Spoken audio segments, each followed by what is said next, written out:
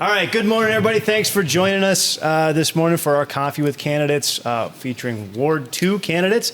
This is our chamber event. We want to get our membership the opportunity to interact and see the candidates running for City Council, have a chance to ask your questions and maybe learn more about those folks that are running. So as we normally do, I've got a number of scripted questions here to ask our candidate, and then we want to open it up to some Q&A from you in the audience. So be thinking about those burning questions that you've got of our lone candidate. There are actually three that have filed to run in the Heights, incumbent Frank Ewalt, Linda Miller, and Jennifer Owen. They were all invited. One gave us a no thanks. We did not hear back from the other one, and we have Jennifer here joining us today. I want to give a quick thanks to Dog Tag Buddies for hosting us out here. I'll turn it over to them here in just a second. But also want to thank our business advocacy sponsors who are on the table tents back there with the food and drinks. First Interstate Bank, KLJ. Thank you, Becky. Western Security Bank, Rocky Mountain College, Phillips 66, Riverstone Health, ExxonMobil, BNSF Railway, Century 21 Hometown Brokers, and MSU Billings Foundation. One last quick housekeeping note, bathrooms are just back there behind the water cooler area. And with that, I'm going to turn it over to Katie with Dog Tag Buddies to give us just kind of a highlight of everything that you guys do for our community. All right. Well, thank you guys all for coming. My name is Katie Grove. I'm the operations director here at Dog Tag Buddies. We're really excited to have you all here today. We moved into this space in summer of 2019, late summer 2019, and our goal was always to share this space with the community. Obviously, we have a big space to use, and we're really excited that things are opening back up here again and we can get people out here and make this space available, like I said, for sharing with the community. So thank you for being here. Thank you, Jennifer. Thank you to the City Council for offering to allow us to host this event. Dog Tag Buddies is a nonprofit. We're based here in Billings. We have satellite offices currently in Helena, Great Falls, Kalispell, Missoula, and Polson. Our goal is to expand statewide, and we continue to work on doing that. We partner veterans with hidden injuries with rescue dogs and provide the team training for the dog to be a well-behaved companion animal or a service dog for their veteran. So we use what's called a community training model. So the veteran actually trains their own dog under our guidance. They come to class an hour a week and learn new skills, work on previous skills, and then they are responsible for continuing to work on those skills throughout the week and continue to proof their dog and train their dog. So we have it's about a 32-week syllabus for service dog training. However, we train to standards.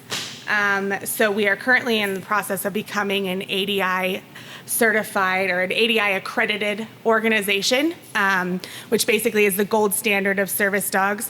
We work to make sure that our service dogs are the epitome of what a service dog should be.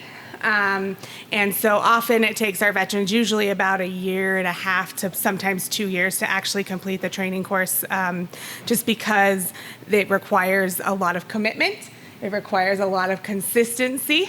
And sometimes when you're working with hidden injuries, we have to accommodate those injuries and disabilities with the program. So we do a lot of training out in the community. So public access is something we really focus on, making sure our dogs are what we call bomb-proof, that they can be in any situation and maintain composure and continue to focus on their handler, which is their job. So we often go out to local businesses. We try to stay local. So we go to Big R a lot. We go to Shields. We go to Ace. We go to as many local businesses that allow pets normally as we're doing that community access training. So if any of you have businesses that you would like us to come in or you would be willing to make that space available, we'd love to bring our teams in and continue training. And like I said earlier, we love to make this space available to the community. So if you guys have any events or anything that you need a little bit of a space, please feel free to contact us. Let us know. Does anybody have any questions? How are you funded? We are funded through grants and donations, so we are a 501c3.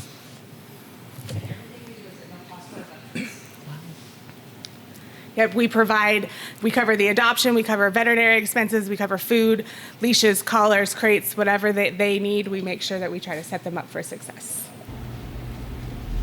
And we pet the dogs. You can pet her. She's just a pet. She's our director of mutt relations. That's Ellie. Do we have any upcoming events? No. I'll be in Helena this weekend for Golden Retriever Festival, but we don't have anything in Billings yet. Just had our big Ride for Tomorrow event that was in June, so we're still recovering. We are still recovering. What is that, the Ride for Tomorrow?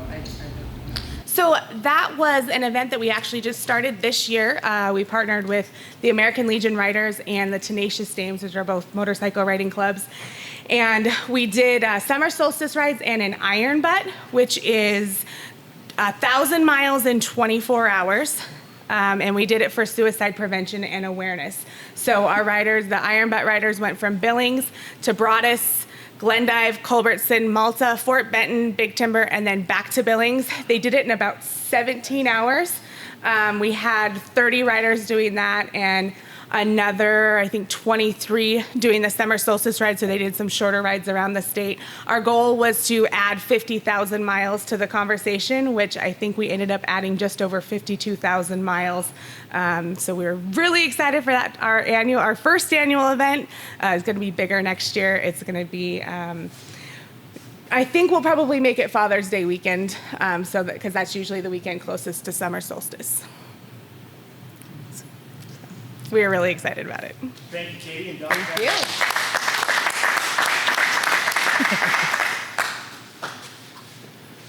I was told earlier that as we clapped, we'd get some barks. So All right. Well, we'll get kicked off here. Again, be thinking about those questions that you might want to ask of our candidate. But we will start right now just with kind of an introduction. Tell us about yourself. Tell us about the ward up here. And your experience and background that you hope to bring to the position. Okay. So my name is Jennifer Owen. Good morning. Thank you all for being here. Thanks again to Dog Tag Buddies for welcoming us into this amazing space. I am, I think as many of you know, chair of the Heights Task Force. So trust me, we will be back because we always need space. So this is a wonderful asset here for the Heights. I'm born and raised Billings resident. Our family goes back 4 generations in this community, and I've spent most of my life here in the Heights. So the Heights is home for me, and it's an area that I love and I'm happy to serve. The ward is about 25,000 people here in Ward 2, so we're Hilltop North, and it is I think, thriving community with tremendous potential, and it's part of why I'm really excited to take this step into City Council leadership. I am an attorney by training. I'm self-employed right now. I do family mediation. I just recently signed a contract to be a guardian ad litem for the district court for abused and neglected children. So my heart is really in trying to reduce conflict and trying to reduce those incidences of trauma, which we know are precursors to the tremendous public safety challenges that we're facing all across our community. So I've been really privileged to be able to be at some of the front line of that work. Some of you may know I was previously director of the Head Start program here in our community, and so I'm really committed to a community that is safe for children and families, a place where we can raise our families and our children can thrive and have prosperous, exciting futures. So I have served as chair of the Heights Task Force for almost 2 years now. I helped restart the Heights Business Association recently here to bring business leaders together to revitalize our community and to plan for what's next, because I see tremendous potential for the Heights. We have 2 huge transportation projects coming in with the Inner Belt Loop and the Billings Bypass. These are opportunities to bring new development to the Heights, to connect our community end to end in ways that haven't happened before, and really create a vibrant place where businesses and families can thrive. And I'm excited for that. We've worked on that tirelessly on the task force. We have, after 40 years, broken the deadlock to begin developing Castle Rock Park, a 25-acre gem right here in the Heights that will be a destination park for the whole community. So we have not rested for one moment, and I'm ready now to take that to the next level here at City Council. So I appreciate everyone being here. I look forward to questions and your questions, because I think we have a lot of really exciting things to talk about here in the Heights. Excellent. Thank you. Exactly 2 minutes on the nose. When you bill by the hour, you get really good. But to that, when we have more candidates up here, we might limit responses. But as Jennifer's the only one, we'll let you go on for a while. If it gets way too long, I might give you the hook. But Wow. we'll see how it goes. Anyway, our next question here. What is your long-term vision for Billings 25 years from now? How do you intend, potentially in the next 8 years, to make a positive impact on the way there? Yeah. So one of the community service things that I get to do that I'm really proud of is I sit on the board of Big Sky Economic Development. And when you become a board member, they interview you. And I was asked a similar question 2 years ago, and my answer remains. I want Billings without an identity complex. I want us to not feel inferior or less than or good enough. Billings can be and needs to be a regional leader for economic development, for growth, for high quality education, for a thriving, vibrant community. And that's what I want to see. I want to see Billings step into its leadership role so that not only do we have a strong community that is growing, but we are a voice for what's good for the state. Billings' economy will drive a large portion of Montana's economy. And we have the opportunity to step up and step more fully into that role. I think the time for good enough in the Billings area has passed. It's time for us to excel. It's time for us to really have leaders with visions of excellence for our community. And that's what I want to do. I think there are a couple of things that are really essential for that. First and foremost, we have to have better intergovernmental collaboration. Whether it's working with the county, the school board, or our state legislators, we absolutely need to have a shared vision where we're working together for the good of the people. We need more transparency so that citizens can be involved in government and feel like they have a voice. Local government is that thing that impacts you most. And if this government isn't working for the people, then we need to turn that around now. I think it's time for us to focus in city government on delivering value for taxpayers. We end up in these polemic debates about are you for taxes, are you against taxes? What people want is value. They want to see return on investment. They want to get something for the dollars that are being spent. And I think City Council could do a better job of focusing on really delivering that return on investment and value to the taxpayers. And I think there's things that city government must do, and it must do them consistently well. Laying that groundwork for economic growth and prosperity is foundational, and the city government and under city council's leadership needs to do that consistently at a level of excellence. So those are some of the things that I'd like to work on as council. Excellent, thank you. Next question here. The Billings Chamber's policy priorities are workforce development, tax reform, and public safety. We hope to address all of them, but some may be more important than others at this time. For you, what's your number one priority to grow the city of Billings? And you don't have to pick out of our three. But I will. All right. Appreciate it. You're welcome. You're so welcome.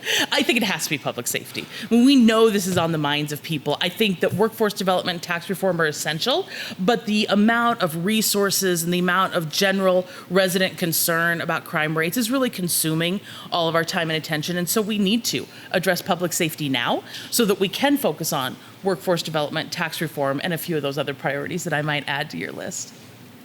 All right. Well, that leads right into our next question here. Do you support the 2021 public safety mill levy? If so, what public safety outcomes are you looking for in evaluating its success? Or if not, how would you address Billings' public safety concerns without a mill levy? Yeah. So I think this mill levy has some strengths and it has some things that I'm really concerned about. There's been good work done since last year when we were talking about a smaller mill levy. I think the work the city has done to be data-driven is really important. The Center for Public Safety Management studies on our police department and our fire department have led to actual changes in what the mill levy would be, reducing the amount of personnel asked, focusing the agency on some cost-cutting measures, prioritizing some facility investments that really matter. When we look for data and evidence, we do better government. So I think that's a significant increase. I think there's no debate that there is a clear need on the justice side. We didn't address that yet, and we need to. The caseloads for the prosecutors, particularly in the area of domestic violence, are abysmal, and we have to fix that in order to keep bad people off the streets. So I think we have a clearly defined need on the justice side. And I think it's important that the City Council has chosen to prioritize some of these one-time federal funds into facility needs rather than raising taxes to address facility needs. I think that's a good decision. I know there's debate over the purchase price of the Stillwater building. I think that's a reasonable debate to have, but ultimately using these one-time dollars to invest in bricks and mortar rather than raising taxes to do it, I think is a good choice. At the same time, I have some real concerns about the safety mill levy, and they're concerns that I hope to continue as task force chair and as a community leader working on in the lead up to the November election. I'm concerned that we continue to have in that mill levy a structural deficit. There continues to be problems with using reserves to fill the general fund, and I'm disappointed that after a mill levy last year to address a structural deficit, we're back here again with a structural deficit. I think that's a problem. I worry about the focus on code enforcement. I think when we talk about code enforcement, we think about things like graffiti and junk cars and weeds, the sorts of things that you want to see cleaned up in the community. At the same time, however, code enforcement also deals with building codes. And I know for a lot of small business owners, particularly in the downtown area, working with the buildings department to address code issues can be incredibly expensive and sometimes a barrier for small businesses to grow up in the downtown. I was visiting with the owners of Marble Table just a few days ago, who are a great new restaurant in the downtown area, and they're really struggling just to find common ground with the buildings department. So I would hope that the increased focus on code enforcement did not become an anti-business approach, but really got out into the community and addressed those eyesores and precursors to crime, because I think we need to have a very business-friendly council. And I have real worries, despite my background, about the funds included for substance abuse and mental health. I think that's a clear need. At the same time, we have to be cognizant that public health is the jurisdiction of the county, and in fact, there is a mill levy to address that is not being well targeted, in my opinion, towards reducing the jail population, which is what that county mill levy was supposed to do.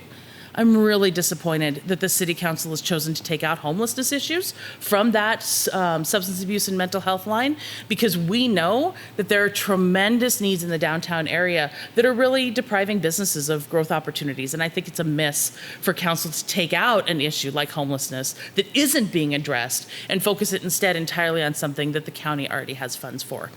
If we're going to do substance abuse and mental health prevention with tax dollars, and I think there's a case that can be made, it has to be clearly aligned to some outcomes. We need to have some targets, some goals, some quantifiable metrics. We will use these funds to reduce crime to 2015 levels, or we will reduce by 10% the number of calls for this or that. We're still lacking those clear outcomes where taxpayers can know with certainty what we are focused on as a community. So those are some weaknesses. I think some of them are solvable before the November election, and I hope to continue working with local leaders to do just that. Excellent. Thank you. Speaking of growth, Billings is currently experiencing a significant housing shortage, making it difficult for businesses to recruit new skilled workforce. What should City Council do, if anything, to address this problem? I think there are a couple things we can do. I think everybody understands that part of what the housing market crisis is just a short-term, hopefully, interruption in the supply chain. So I think it's important that we not overreach and panic. I think when you're a hammer, everything looks like a nail. And so I think City Council needs to be really careful not to assume that it can control the market, that it can dominate the market, that it alone is the source of solutions for our community. There clearly needs to be partnership with private sector industries, home builder associations, realtors, to understand what the local dynamics are and how we can fix them. At the same time, there are clearly some things that City Council could do now to alleviate this problem. We could take a look at zoning and permitting processes and ensure that we're not being heavy-handed or anti-business, that we are allowing people to invest and grow, that timelines aren't excessively long, that we're actually moving projects forward with some expediency. And I think, too, often I see City Council missing something that's a really important opportunity, which is just leading, which is expressing and advocating for the things that matter. We can, as a community, not just council, but as a community, do much more to encourage career technical education and investment in the trades. Lack of workforce, construction workforce, electricians, plumbers, those are real constraints on the market. And those are not just now. Those have been going on for a long time. And we can do much more. Superintendent Greg Upham has done a lot to encourage career technical education, to encourage people to look at the trades, but I think we could do more. And local leaders, it's really incumbent upon them to express those needs. And I think we can also be advocates for what's good for the Montana economy. Montana knows how to do sustainable resource production. We should not be victims of a global lumber market. We can sustainably develop our local resources so that Montana's economy can continue to grow and thrive. That's an opportunity for local leaders to advocate to the land board, to the legislatures, and say, hey, how do we get our natural resource development back in a sustainable and smart way? The history and culture of Montana is to make our living off of the land. And we know that you can't lay waste to those resources if you need them to continue paying for your family.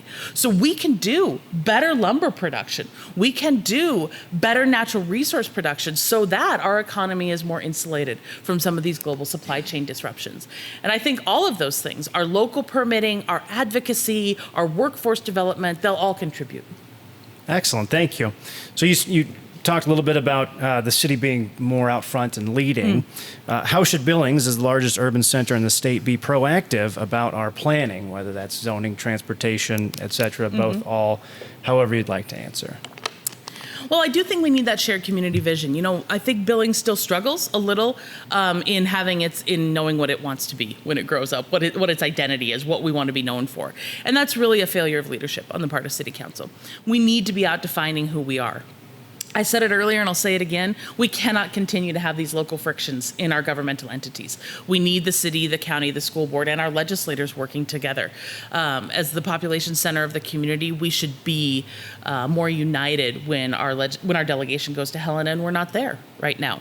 So real planning, investing in our infrastructure, laying the groundwork for economic development, that requires us all to be on the same page. We won't be in lockstep on everything, but we can do much more to have better local governmental collaboration and to have citizens as a part of that. I think it's really important that we have local leaders, local businesses at the table as we plan the vision for our community. We've talked a lot on City Council about the lack of neighborhood plans, about the need to update the growth vision. I mean, we're not articulating the vision of the community we want to be. When we started the Heights Business Association in 2019, or restarted it, that's one of the things we really talked about is what's the vision for the Heights? What's our value proposition? There's so much potential right here in this community, and yet the Heights is not talking about it. We've often talked about being neglected or left behind or ignored. Well, let's just talk about who we are and everything that we have going for us. The opportunity to develop land, the affordable housing prices, the great quality of life amenities that are in the Heights, and our willingness to welcome more investment into the Heights. And I think that kind of mentality should be done around the community. And in point of fact, I think when City Council does its planning, it's really essential that they have a whole community vision, that they not look to only the downtown or only the West End as sources of growth and potential. I think we have tremendous opportunities on the South Side, the Heights, Midtown for economic development, and we need a council that has a whole city mentality. Thank you. The state legislature passed a law in the 2021 session which will require Billings voters to reauthorize Park District 1, an important source of parks funding in the near future. What should City Council's strategy be to fund parks, an essential amenity for talent attraction, in the next several years? Yeah, so for me, parks is a part of the budget, and it needs to be prioritized in the context of the budget. I think it is an important thing that we do, but it's no more important or less important than the justice issues, than public safety issues. Parks belongs in the budget. There are things that we can do, I think, to make the Parks Department and parks funding stretch further and be more effective. I think there is a case to be made that quality parks are a part of a prevention strategy for public safety. So I don't want to neglect the interconnectivity of our parks development and a public safety strategy. The more you have active spaces in the community, the more neighbors are out, the more you have that mental health opportunity to get out and recreate and walk and enjoy our trails and bike. All of those things are preventative for public safety, and I don't want to neglect that. At the same time, there are definitely things that I believe we could be doing in the Parks Department to be more effective. When we talk about developing parks, we should focus on opportunities for revenue generation. I'm not going to suggest that we're going to balance our budget by renting out park facilities. That's not going to happen. But I think we have opportunities, Castle Rock Park is one of them, where we can have pavilions, where we can host events, where we could do more rec activities that bring in summer camp dollars and adult fitness dollars. We need to look at these things as opportunities to actually bring in some revenue. And I think we miss that in the conversation sometimes. I do think that City Council should set a policy that we will not acquire more parkland without disposing of undeveloped land. There is land in the park's infrastructure that is not developed and never meant to be developed, and that's good. We should have some of those natural parks. At the same time, we have some land that is not developed, will never be developed, has no plan to be developed. It's just sitting as an asset on the books. It is consuming maintenance, we're watering it, we're mowing it. If we're going to acquire new parks land, and there may be cases to do that, we should dispose of some of that unneeded land as well. And if we have to have additional funding, I have a slight preference for a bond over a levy. I think having a short-term bond with clearly defined goals to invest in assets and build out our parks is the higher priority need than simply ongoing permanent levies. So I'd rather see those capital investments than raise taxes for just ongoing maintenance. Thank you. You mentioned earlier about how City Council can do more to foster civic engagement. Our question here is, public participation at City Council meetings is often quite limited. Many individuals cite the length of the meetings and the often confusing nature of City Council procedure as their reasons for not attending. If elected, how would you help address these issues and encourage greater public participation? I'm going to talk about this for like 3 hours because that's what council does, yeah? Yes. You're right for the spot. Perfect. Yep. So it's a real concern. There's no question about it. I've talked to some local political leaders who've been recruiting people to run for council. It is the number one, hands down, reason that people did not run this year. Those meetings take too long. They don't go anywhere. It doesn't seem effective. And it's hard to disagree. If you look at Monday night's agenda, there were 13 agenda items. That's crazy, even though many of those items were interconnected. So I think there's some clear things that we need to do. First, I think that the staff memo, the staff briefing process has to get better. There is a clear and consistent pattern of council members asking foundational questions that I think staff can easily anticipate and could have answered in written form so that we're not taking up the public times during meetings. And at the same time, there may be some ongoing training needs. I continue to hear council members who are just struggling to understand the basic operations of the city. Those are things that can be done in onboarding and ongoing training behind the scenes so that we're not continuing to use the public's time just to get to basic knowledge of how the city operates, because there's complexity. There's no question about it. But that's not the highest and best use of the public time during council meetings. We have to have better agenda management. And I think part and parcel of that, if you watch council, and I know some of you do, what has happened with the consent agenda is a bizarre and strange thing. A consent agenda should be that. It should be items that everyone consents to. So if you look at Monday night, there was a long consent agenda plus 13 agenda items. Well, on the consent agenda, you had 4 things that none of the council members agreed to. So those got pulled off, and now all of a sudden we have a 17 agenda item. I think we need a process whereby consent is actually a consent agenda. It is a 5-minute, there's no discussion, no debate. Council members should do their work ahead of time and signal, hey, I don't consent to this, get it off, schedule it for a future agenda item in a much more rational way, so that we're not spending an hour of every meeting every night on things that should be simple pro forma votes. I think we have to do more to encourage council to think about policy setting rather than administrative micromanagement. It seems to me that council really struggles with what it means to set policy for the community. And so maybe there's a training need.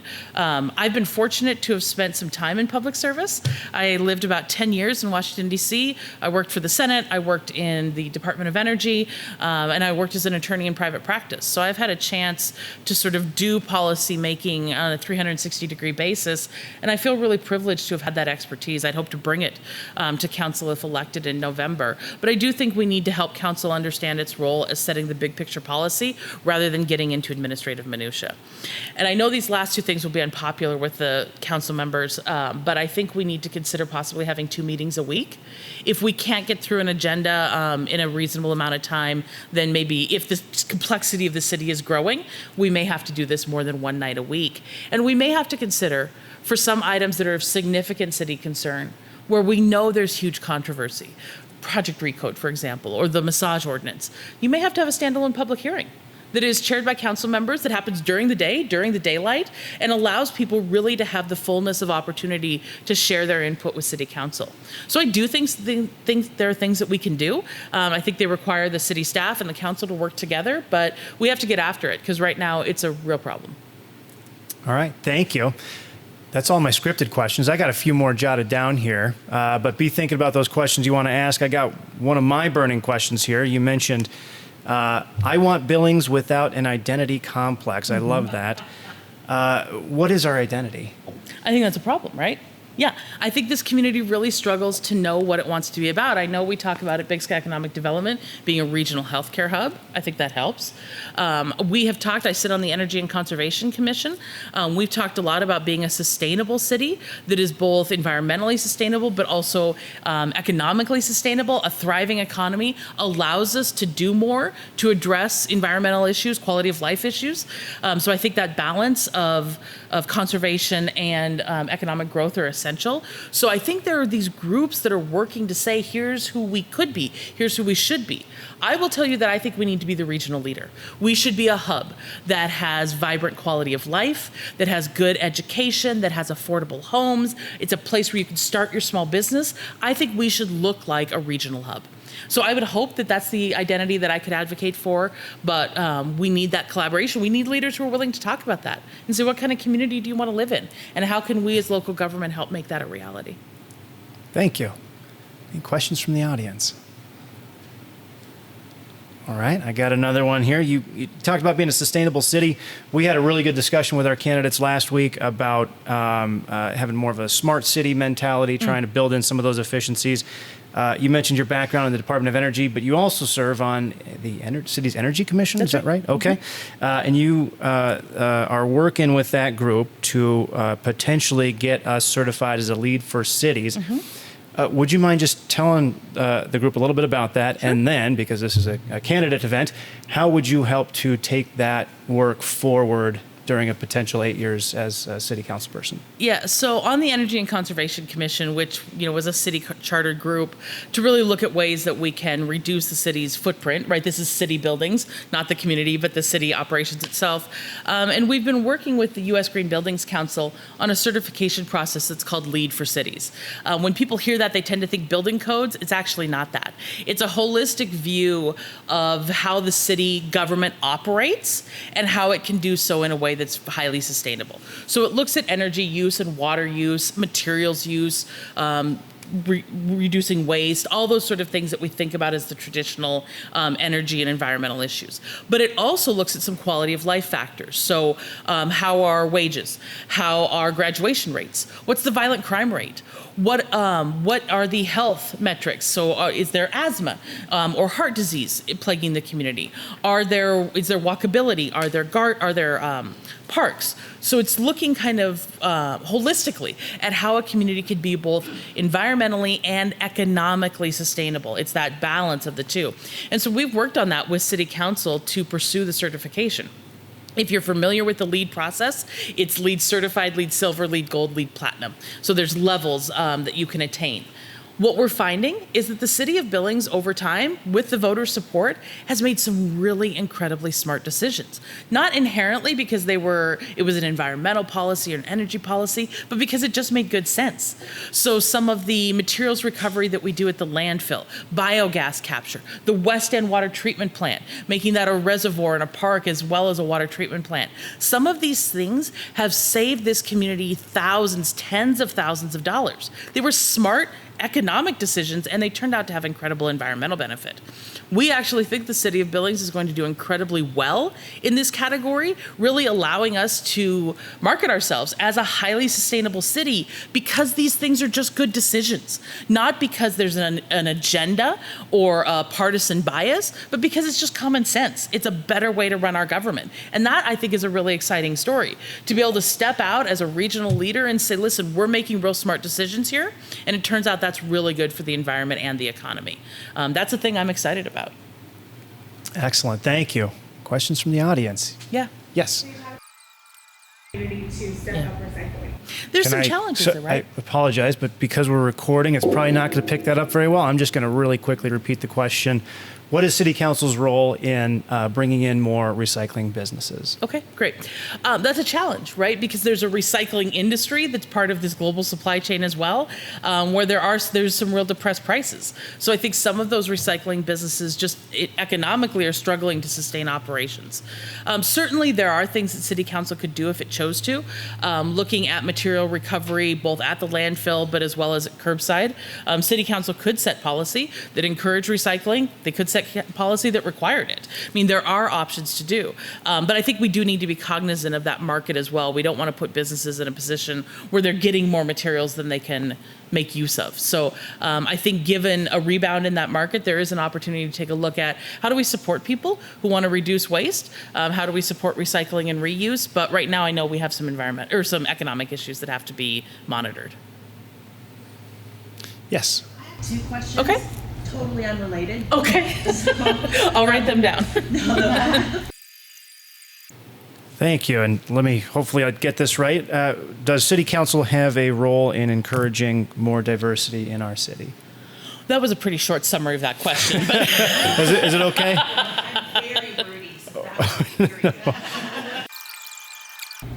And the second question of support, do you support moving PD1 Parks and PD1. parks Out of the- entirely into Park District 1? Yes. Okay. That's what I or whatever its future would be, Yes. given the sunset. Yes. So I think she knows what I'm. I do. trying to- Which one would you like me to answer first? Whichever you like. Okay, so let's answer the last one because it's easier. No, I don't. I think that parks are a part of the city budget and they belong in the entirety of the city budget. So I don't think there's inherent value to offsetting them into their own special fund. I think we need to rank and weigh parks funding along with everything else that we do in the general fund. And if the general fund is structurally a problem, then council needs to get after working on that. So that would be my position there. The last one is more complicated, right? So does city council have a role in diversity and retention of workforce in the community? Those are real challenging questions. This, for me, is an advocacy role rather than a policy role per se. I think as some of you know, I had the opportunity to spend about a year living and working in rural Nicaragua. So I've had the opportunity for a very short moment in time to be a very distinct minority in a culture where I didn't speak the language, didn't know how to get around, didn't know how to navigate. And that's really hard. I mean, it's really hard. And you understand sort of what it means to be in the dominant part of the culture when you want to escape back to a place where the community is made for you. So I have deep empathy for people who try to move to a place and figure out how they fit in, where they belong, and how they stick in a community that doesn't necessarily look like them or talk like them or inherently welcome them. Because for just a few months of my life, I had a chance to do that. I think council has done and can continue to do more to position this as a welcoming city, a city that's open to people who want to come start their businesses here, to people who want to raise their families here. I think we can talk about that more openly and be much more candid that there are real challenges. I think there are things that we can do in terms of investment in quality of life that makes this community more sticky. So one of the projects that I had the great chance to work on earlier this year was the Metro Park master planning. And I made a real conscientious effort to ensure that we had conversations in that master planning about the role of culture and arts and history so that Metro Park as an event center, as a destination center, really does reflect the entirety of who we are as a community. And we had some really rich and exciting conversations about ways that we could reflect the cultural heritage, the diversity, the genuine history of this region at Metro Park so that it became a milestone and a defining artifact in our city. And I think having those conversations when we do major planning, when we invest in critical infrastructure so that it looks like who this community truly should be with all of its diversity and the desire to have more of that is really essential. I do believe that we make better policy, we have better businesses, we just make better decisions when there are lots of different viewpoints at the table. So I inherently welcome that, and I think we need council members who would encourage that as a part of our ethos and culture. I'm not convinced it's a per se sort of passing ordinances type of activity, but I do think there's much we can do as genuine leaders to welcome the community to the table, to encourage people to come here. I'm bilingual. I think encouraging people to leave and come back. When there are kids, they should go see the world, but then come back and raise here so that we have a wider viewpoint and not an insular community. All those things are really important. They're things I've done, and they're things I'd hope to continue doing on council. But I wouldn't want to diminish that. That's a really hard, it's challenging. It's hard. It's hard to ask people to go to a community that doesn't look and feel like them. And I think we can have real empathy for people who are trying to do that. Thank you. Tom. I'd like to follow up on Carmelita's question on the parks. Because with our mill cap on the general fund, we have a real structural issue there. And you stated a preference of leaving parks in that general fund budget. But the other two large portions of that budget are fire and police, public safety. So there's always that competition Right. with the limited amount of funds. So, nobody says that parks is not important, but it's hard to compete against public safety. How do you adequately fund parks given that limitation? I'm not convinced that it is hard to compete against that. First of all, I think there is some interconnectivity through them. I think a healthier community helps to fight crime and helps to reduce public safety issues. But I don't think that we need to. I worry that we create things in our budget when we create separate funds that come across as untouchable, and that doesn't allow us to have real conversations. So if you look, for example, at the way that our city council talks about enterprise funds are designed to collect user fees so that they're self-sustaining operations. But that doesn't mean that they're not still public dollars. They are. And they should be subject to scrutiny and oversight, just like any portion of the budget. So I worry that when we have a budget that is structured with lots of funds, they become untouchable and they're no longer subject to that oversight. So I favor a budget where things have to be looked at every year, where every year council says, this is what we fund this year. These are our priorities for the community. We have a vision for Billings and we will articulate it in our budget document, rather than creating things in pots of money where all of a sudden it seems like, well, if there's a surplus in parks, then I guess we're going to spend it on lower priority items and not on a fire station, for example. When you start to isolate things out, you can't weigh them against one another, and that's what concerns me about it.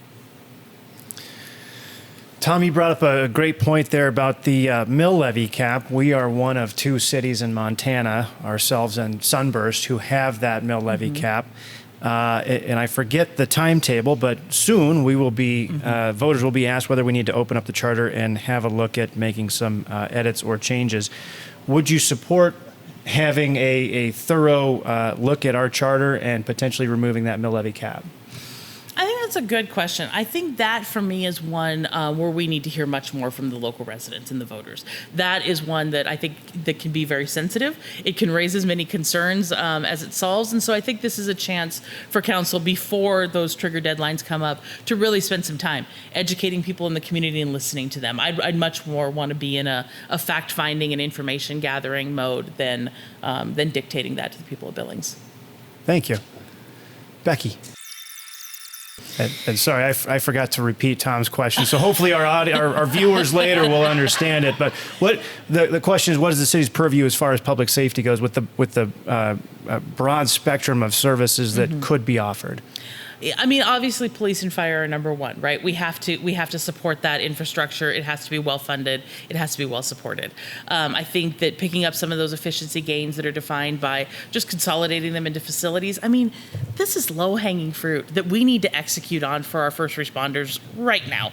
So I think it's important that City Council be able to focus on those urgent things that they can do right away.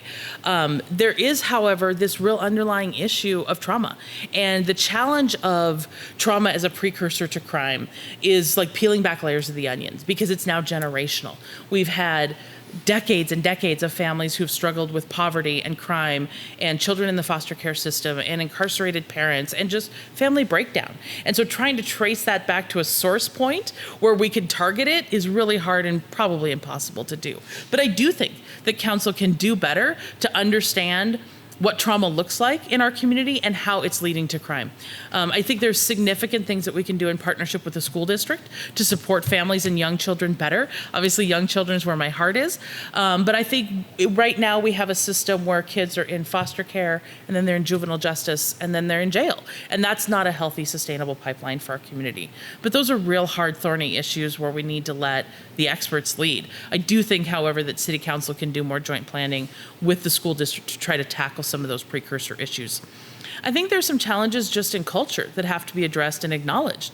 I worry about things like child abuse and domestic violence because I see them as indicators of future criminality. So if we don't get people who are doing violence in the home either into treatment or off the streets, then they're going to continue to assault people in the public or drive drunk or do other crime out in the community. So I think that when we don't take seriously things like child abuse and domestic violence, we just allow criminality to proliferate in our community. And I think that that's a culture shift where we just need people on council of differing viewpoints who are willing to talk about that. We know in this community that a structural challenge with city council is that it doesn't pay well and the hours are real long. So what that means is you tend to have people on council who are either fairly wealthy or self-employed or retired. We need a more diverse council that is able to talk about those diversity of issues and address some of those possible cultural biases that allow, in my opinion, some criminality to proliferate. I do think that the more that we invest in infrastructure in our community so that we have good economy here, so that there are jobs, so that we have high quality schools, then we start to buffer our community against crime. When we have dark areas of the community, blighted areas of the community, that allows crime to proliferate as well. And we need to be aware of that and tackle that. So I don't think there's a single issue that tackles any of this, because it's complex and the roots of it are deep. But I think there's some leadership things we can do to turn the tide. Thank you. We have questions over here. I thought I saw some hands. Carrie. So Yeah, I think they're question, real. Sorry. Our question is what is council's responsibility in dealing with city recode? Thank you. And the flaws. And the flaws. Because there are real flaws, right? I mean, I think I listened to the Project Recode consideration at council, and I know council members were frustrated because they felt like it had been a very public process. But I don't think the public would agree with that. I don't think the public felt like it had real opportunity, that it had enough time to get our heads around the scope and breadth of Project Recode. I know that at the Heights Task Force, we invited some folks from the city to come talk about Project Recode, and it's just like a fire hose in the face. It's a huge rewriting of the way our city is structured and how we develop our neighborhoods and our communities. And I think there was a real lack of public input, and some of it just needs to be addressed. So I think the first thing city council needs to do is signal that it's open to the feedback. Council needs to say, we understand that as Recode comes into practice, we're going to find things, unintended consequences that we need to address. And council needs to just signal that it is open to hearing that feedback and open to amending Recode and addressing it as we go forward. I think council could have a subcommittee of folks who are just out meeting, saying, tell us how this is working in practice. I know one of the concerns we have here in the Heights is that there are some areas of the Heights where we fought really hard to address significant zoning issues. They ended up being variances in some cases or denying variances. Those all got wiped out with Project Recode. So there are people in the Heights who think that they addressed a problem in their neighborhood and now that problem can come right back. And those are things that we're going to learn over time, and council needs to be open and willing to hearing that. So whether it's a subcommittee that's intentionally out doing outreach, inviting that comment, or just continually saying, asking maybe for some updates from staff on a quarterly basis, how's Project Recode implementation going? What are you hearing from people? What do we need to be working on? We have to be clear that we're open to this evolving with the community. Thank you. All right, I've got one more, and it wouldn't really be a proper chamber event if we didn't ask this question. Do you support going to our state legislature and asking for a local option authority?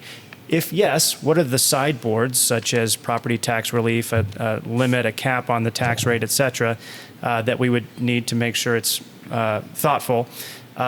If not, how would you like to see high property tax rates be reduced, or that Right. we're not so burdensome on our property owners? So this is a terrible conversation to end a forum on, so I really appreciate you bringing this up at the end. I don't think a local option tax is a good idea because it's a workaround to a structural problem that exists, which is, we have unfair tax burden. So I think that a local option tax is a city like Billings expressing its frustration that the tax structure isn't working. And we should just fix what isn't working.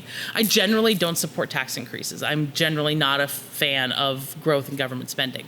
But I do think we could say there's some real inequities into how the tax structure is working, into what's getting funded, and to where those funds are coming from. So a shifting of tax burden on a statewide level is much more appealing. And I think that's what the city should be advocating for. If we need to have a conversation about a sales tax, which is what a local option tax is, then that needs to happen at the state level, where we can have offsetting property tax relief, where we don't get into the challenges of how would the city and the county share local option tax revenue and how would that get allocated and assessed. I mean, there's a huge administrative nightmare when we have to work around a problem that we know that exists, which is there's too much tax burden on property owners. So I would prefer that the chamber and the city council and the Big Sky EDA and everybody who's working on economic development just say what's true. tax code isn't working. The structure doesn't work.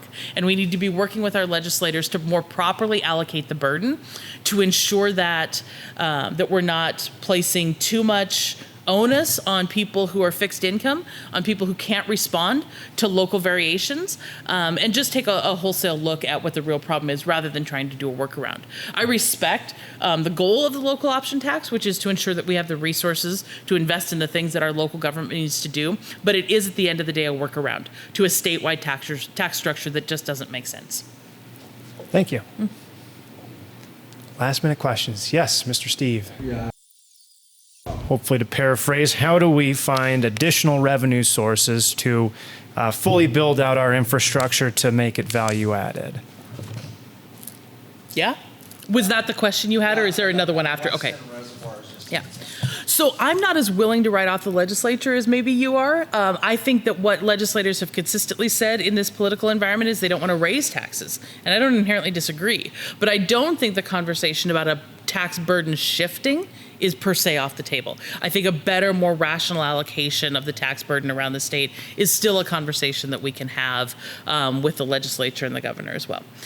I hear you, what you're saying on the West End Reservoir. There is an opportunity to address a critical safety need, which is we only have 8 hours of water in the city, and we can fund that through existing mechanisms. We can fund water treatment, we can fund the reservoir, but we have the opportunity to do an extraordinary asset that includes actual recreation, and that we can't fund through public work user fees. I mean, it is a structural challenge. It is, I think, it's an opportunity for City Council to say, what are our priorities? Where do we want to direct our funds? Is this something where we want to go to the voters and ask for a bond or something to do some capital investment? But I don't think that simply starting the conversation from we need to raise taxes, especially on people in this community who do not have the flexibility to adjust their incomes, I'm not sure that's where we should start our conversation. I think we have more opportunities to look for more solutions. And I don't think we should be going to the voters until we've said we've exhausted every opportunity. Now, voters, it's in your hands. It's a philosophical preference. One last question. Yes, Laura.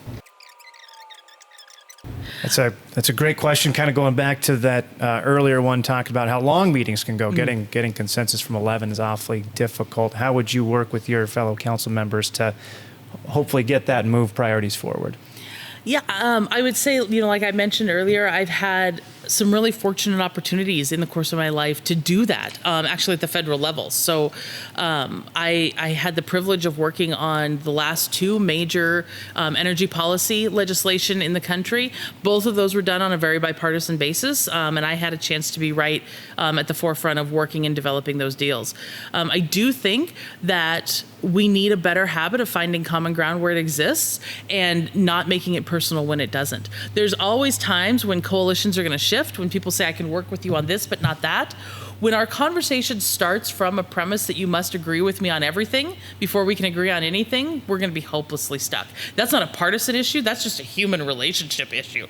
And I think that we need leaders, and I would hope to be one, who could say, I just have this long experience of saying, I'm with you on this. I can't be with you on this, but let's work on this thing where I can be with you.